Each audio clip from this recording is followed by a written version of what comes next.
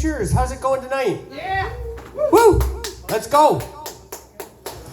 So, a lot's changed in my life since the last time I was here a week ago.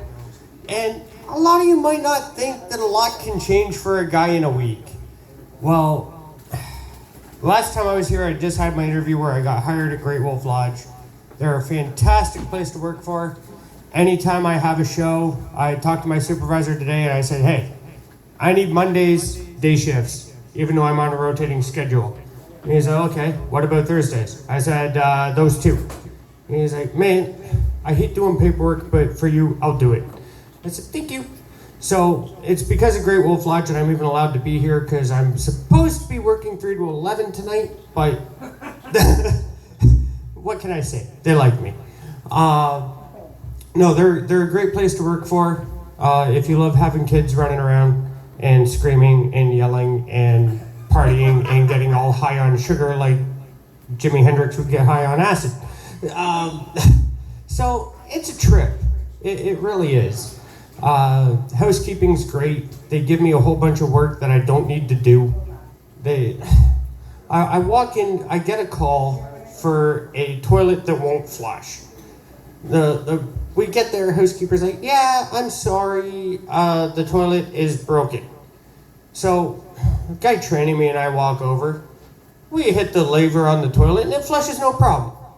I'm like, that was definitely a user error. I don't know how to explain this to you. Like, how do you not know how to use a toilet if you're in housekeeping? I do not know, okay? And I saw her on break and I said, you know, you flush in a toilet 8 times, I gotta work into a set somehow. And her son, 12 years old, also a comedian. So, you know, she's used to dealing with smart asses. And she's like, yeah, do whatever the fuck you want. So, I will. Gladly. I do it all day anyway. I even flush your toilet. Yeah, you know, I flush a toilet, people clog the toilet, you know, it's sometimes a shitty day. Only thing I hope for is nobody flushes a tampon because I do not want to deal with a bloody mess.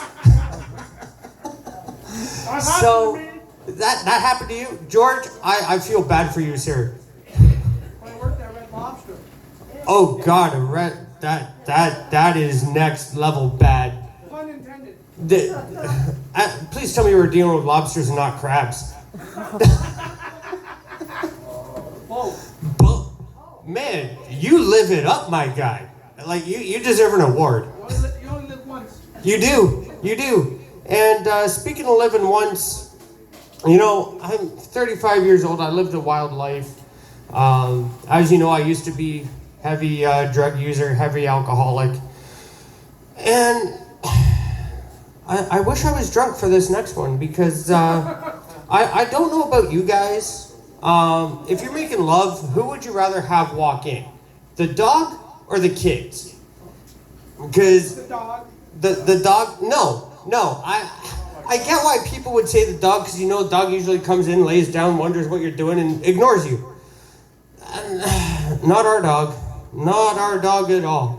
You know, he comes through the door, and my back was to the door, because you know I was looking my woman in the eyes like a gentleman's supposed to. And my lady saw the whole thing. And the dog kind of looks and like, what are you doing to my mom? And you know how football players, hockey players, they do a good job, they go up and smack the guy on the ass? I'm pretty sure the dog was telling me that I was doing a good job of taking care of his mom because the dog jumped on the bed and licks my asshole while I'm mid-orgasm. Here I am, busting a nut. All of a sudden I get tongue on my ass and I look at my woman like, you're here, what the fuck is behind me? I'm like, this is not how I want to be getting down. Yeah, right. After we were done, I looked at the dog and I said, thank you for waiting until I was at least 50% through the orgasm so I didn't feel like I was getting off to the fucking dog, you know? Like, I wish I could make this up. Just before I came up here, I was on the phone with my old supervisor, and I call her up and I say, Jess, I wish I could make this up, but I need your opinion on this. And she's like, okay, what? You've come to me with a lot of weird and wonderful things. I said, I know. This is above all of that. And she's like, okay, hit me. So I tell her. She starts dying on the phone. She's like, no, you got to include that in your set. I don't even care. She's like, you can't make that up. And I'm like, I know I can't make that up. I wish I could. Like, I'd be a genius. My mom always called me a genius when I was growing up because I was special ed, kind of stupid. It was because I was a dumbass, not an actual genius. So I'll take what I can get, guys. I'll take anything I can get, obviously. Although I hope that dog leaves my house alone because I don't want any more of that action. Bullshit. Bullshit. Liar. Nah, man, George, comedians always tell the truth. You know this. But no, it's like this whole week has been wild. Like I've been plunging toilets, fixing drains. I told my cousin, yeah, I plunge toilets by day like I'm Mario, and I come to comedy nights and I make people say, Mamma Mia, who the fuck is this guy? And no, I don't have a brother. I tried to get a brother, but my mom got her tubes tied after I opened my mouth because I said, hey, Mom, can I have a little brother or a little sister? I need some sort of younger sibling. Well, why do you need a younger sibling, Kenny? Well, I'm tired of doing crap and terrorizing you and then getting in trouble for the stuff that I do. I need a fall guy. And she's like, you're 7. How do you know what a fall guy is? I watch Cops and America's Most Wanted on Saturday night. I know some stuff. And she's like, you're not getting a younger brother or a younger sister. I'm like, why? And she's like, because I don't need to be terrorized like that and grounding them for stuff they don't do. I'm like, that works for me. I don't get grounded. And she's like, that's the exact problem. I don't see how this is a problem because it's my job as the oldest and the only child to, stir shit up. Like, I kept her on her toes. Like, she didn't have another man around to do it for her, so, I had to pick up some slack. So, yeah, I was always terrorizing my mom, disappearing in stores, making her think that I got abducted. Attempted some child trafficking back in the 90s, but that didn't work. She's like, I should sell you. I'm like, you know what? That's a good idea. She's like, no, maybe I'll put you up for adoption. She's like, no, they'll bring you back. So one day, I wanted something in the store. Mom's like, no, well, you're not getting it. I said, why? She's like, we're broke. I said, okay, fair enough. I'm sitting there in the back of the cart going, anybody want to buy a child? Anybody want to buy a child? I'm taking the highest bidder over here. Let's start at 50. Do I hear 50? Do I hear 75? 75? No takers. Old guy down the aisle turns, stares at my mom, like, what the fuck is wrong with you? And how many times was your kid dropped on his head? So, I'm like, I don't know. We leave the store. My mom's like, what the fuck was that? What the fuck was that? I'm like, that was me trying to make you some money. Like, I don't know. Apparently I'm worthless, so I don't know. So she's like, no, you're not for sale. I'm not selling you. I love you too much. I'm like, that's not what you said 5 minutes ago. Like, make up your damn mind, woman. I'm like, do you want me? Do you not want me? And she's like, no, I want you, but I don't know what to do with you. I'm like, buy me a chocolate bar. We're even. She's like, no, we're too broke. I said, then sell me, make some money. And she said, no, we're not doing that either. I'm like, why? I'd be out of your hair. You can have some peace and quiet. You don't have to deal with my smart ass. And she's like, no, I don't have to deal with your smart ass because you're a dumbass. I'm like, okay, I'm like, okay, we'll take that on the chin. I'm like, so what do you want me to do? And she said, I want you to clean your fucking room. I'm like, that's not happening. I go to sleep, I wake up, I go to school, I come home, my room's clean. I don't know. She's like, what, you think the cleaning fairy comes? I don't know, the tooth fairy comes and leaves me $2 every time I lose a tooth, so I'm guessing there's a cleaning fairy if there's a tooth fairy in Santa Claus. And she said, well, newsflash, Santa Claus ain't real. I'm like, what the fuck you mean Santa Claus ain't real? And she said, yeah, you're gonna get coal. I'm like, okay, I'd love to see Santa try to give me coal. I'm like, if Santa gives me coal, I'm gonna go to the North Pole myself. So Christmas rolls along. I open up my stocking, And at the bottom of my stocking are about 150 stones. I'm like, stones? I'm like, Santa Claus brought stones? And she's like, yeah, Santa was too broke for coal, so he brought you rocks. I'm like, oh, thanks. Santa found my brain. I love it. Thank you, Santa. 8 years old, I finally got a brain full of rocks. So, and one day I was at Beavers, and we were tobogganing on crazy carpets. If anybody's been on a crazy carpet, you know how wonderful those things are to control. So, my mom, bless her heart, she was gullible as hell. She really was.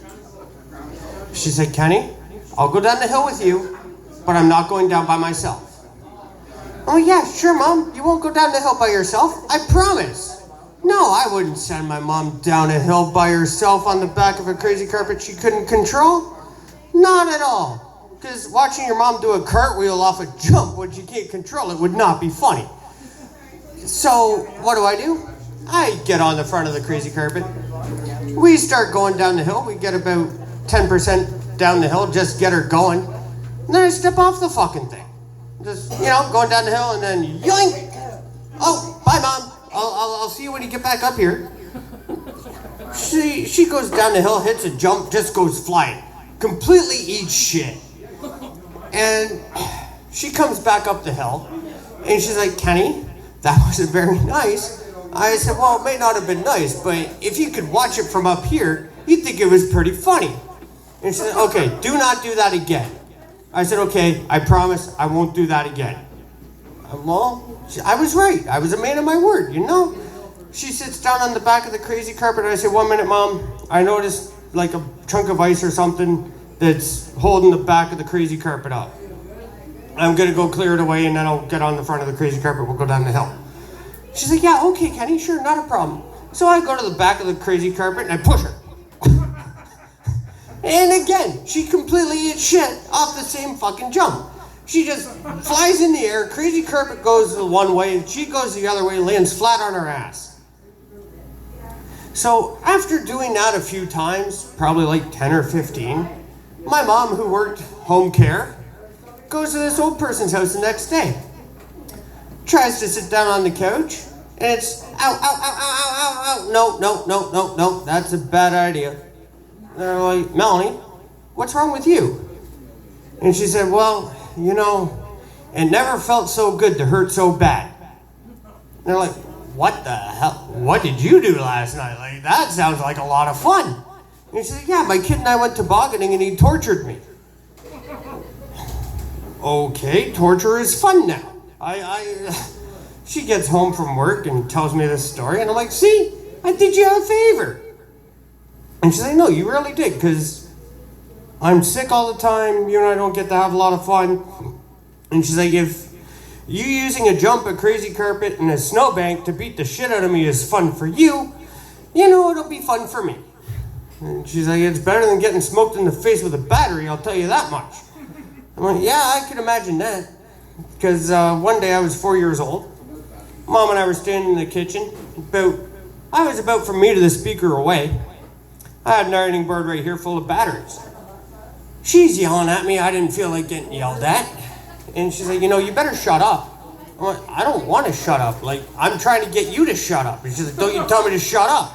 I'm like, yeah, okay, fine. I won't tell you to shut up. I picked up a D-sized battery and poof, smoked her right here in the bridge of the nose. She bled like a pig. I shit my pants. Like, she ran off to the bathroom. I'm following a blood trail, and I'm like, great, I just committed fucking murder at 4 years old. I'm like, okay, I'm going to jail 25 years. Okay, we're done. She's like, no, I'm fine. I just had my nose busted. I'm like, holy shit. I'm like, I did not want to break your nose. And she's like, maybe you're going to throw batteries anymore? I'm like, no, I'm not going to throw batteries anymore. And she's like, okay, good. I'm signing you up for baseball. I'm like, why are we signing me up for baseball? She's like, because you got wicked aim and you got wicked arm. She's like, you're going to go play baseball. So I signed up for baseball. They put me out in left field. And I was like, well, you're home. I'm like, I thought I lived with you. And she's like, no, you're always out in left field, so you're where you belong now. I'm like, oh, okay. Again, I don't know if I should be complimented or feeling offended right now. but I'll take it for what it's worth.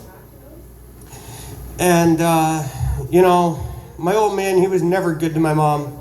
Never. I mean, there was one day I was 2 years old, I heard him having sex in the other room, but that may be the only one time that he was ever good to her. Because it was a one and only experience. I talked to my mom about it, and I said, Mom, when I was about 2 years old, did you and my old man, have, fun for old time's sake? And, she's like, well, we did once. How do you know? And I said, well, the walls in that house were super thin. And she's like, this is not something you should tell your mother. Well, I'm glad that he gave you one good experience after I was born. And she's like, well, yeah, that's true, but you shouldn't be having this conversation with your mother. I said, well, at the same time, you said we could talk about anything. It's like I was growing up, going through puberty. You're asking me how many times I go have private time and wondering what private time is. I'm like, I'm just trying to spend some time with myself. And she said, what are you doing? I'm doing nothing. She's like, it's not nothing. I know full well it's not nothing. I'm like, then why are you asking? I'm like, what do you think's going on? And she's like, I don't know what's going on. That's what I'm asking you. She's like, you're 13. Are you doing drugs? I'm like, no, I'm not doing drugs. She said, then why are you in your room for hours on end? What answer can I give you that won't get me murdered? And she's like, the honest one. I'm like, I know this trick. I know this one all too well. I said, yeah, you say I'm not going to get in trouble for the truth, but yeah, I know the truth hurts because you usually got something thrown at me. And she said, no, what are you doing? I said, I'm chilling in my bed, relaxing, enjoying myself. She said, but what are you doing? I don't know, Mom. What?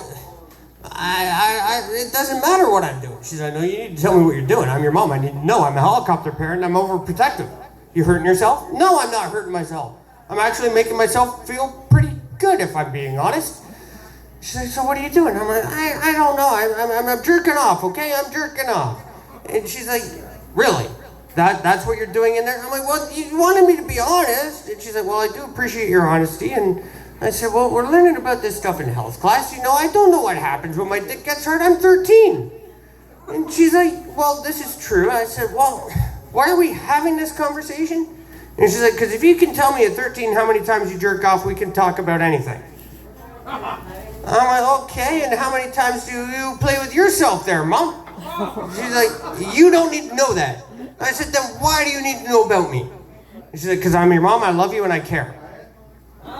You have a weird way of showing it, woman. All you're doing is confusing me right now, and I don't even know what's going on. But can we just go to the mall and call this a day? And she's like, yeah, okay, but you're not getting anything. I said, okay, I won't get anything. I said, am I going to get in trouble for asking? She's like, damn right. I'm like, oh, okay, well, I don't want to get in trouble anymore because I just told you I jerk off, so I don't want you to cut off my dick. And I'm glad your name's not Lorraine Bobbitt, but I don't know. You're a little unpredictable there, Mom. And she's like, I know I'm unpredictable. That's why I'm a good mom. And I said, okay.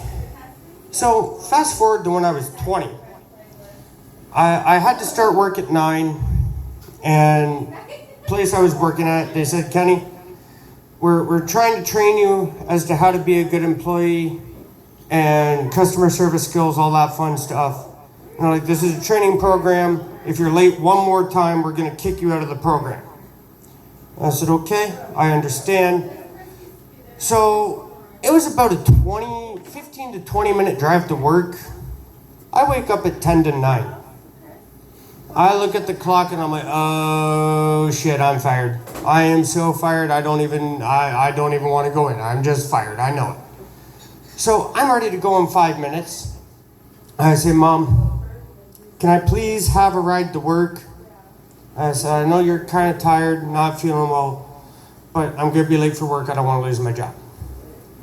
And she says, yeah, not a problem. We're opening with niceness today? Okay, this is uncharted territory. I said, look, I knew I was pushing my luck with this one. I said, no offense, but I know you're kind of a slower driver. I said, I know I only got my G1, so can I drive? Because I have a feeling I can make it. And she's like, you think you can do a 15 to 20 minute drive in 5 minutes? And I said, no, I don't know if I can make a 15 to 20 minute drive in 5 minutes, but I know I can try, and I know if you drive, you won't try. And she's like, well, okay, bet. We'll do it. Here's the keys. So she hands me the keys, and I'm like, I'm driving to work, and she knows I'm about to drive like a jackass. So we had a 5-speed Mazda. I was cooking 75 to 80 through the 60s, 60 or 70 through the 50s. And I get to work, pull into the parking lot at 8:59. As soon as I get the car in park, she says, so you're not driving the car for 2 weeks, you know that, right? And I said, yeah, I figured. And she's like, also, you should have put the car in fifth. I said, I should have put the car in fifth. Why? And she's like, well, because you were milking fourth, and you're going to butcher my transmission. She's like, you didn't hear that motor just a squealing? And I said, well, I heard it, but I didn't want you to know I was speeding. And she's like, how stupid are you? I'm like, I was in special ed, so a little bit. Just a little bit. And she's like, I can see the speedometer, right? And I said, well, possibly. You might be able to see the speedometer. I said, but if I threw it into fifth, it would be blatantly obvious that I was driving like a jackass. And she's like, well, no, you driving like a jackass made it blatantly obvious you were driving like a jackass. You're not driving the car for 2 weeks. I said, okay, that's fair. So here I am, 20 years old. I'm like, you know what? I've been a real shit growing up. And I said, I'm going to do Mom a favor on this one. So I waited 17 days. I waited 17 days exactly. And Mom had to go to the mall. I said, can I please drive? And she's like, can you drive? She said, I thought you would ask me 2 weeks exactly. And I said, well, I was thinking about it, and I knew that I'd earned my punishment, so I took it on the chin, and I decided to add an extra 3 days to my punishment just to show you that I get the message. And she's like, okay, yeah, you can drive to the mall. You gonna be a jackass again? I'm like, no, I'm not gonna be a jackass again. That was a one-time thing because I had to get to work. And she's like, okay, fair. Here's the keys. I'm like, oh, okay. Mom has a nice side and a not nice side. Me being a stupid dumbass just makes her be not nice most of the time. I get it. And, but yeah, my old man, he was a piece of work, Growing up, I'd have one stepmom, two stepmoms. One time I even had 3 stepmoms at the same time, so that was fun. And, he has me out with this one girl. I said, hey, what about this other woman?